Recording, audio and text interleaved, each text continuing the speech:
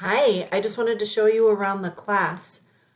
Here I'm at the home page, and all you'll see here is a few recent announcements. I think usually the most recent three appear. If you want to look at older announcements, you just click here and can.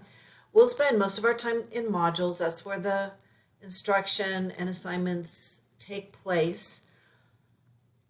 The first week you'll see how the every week will be structured. The assignments get indented, so that's how you know that where your assignments are, because they're indented. The other pages are instructional pages. Those are really important too. You should read those.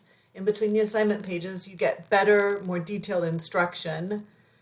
Um, and then your grades appear here, and all your assignments, and NetTutor. We'll talk about NetTutor later.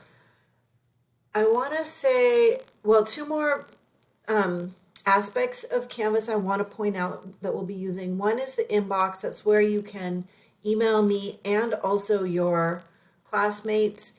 And I want to mention this, it's important. I will be putting you in groups of 10 for the semester.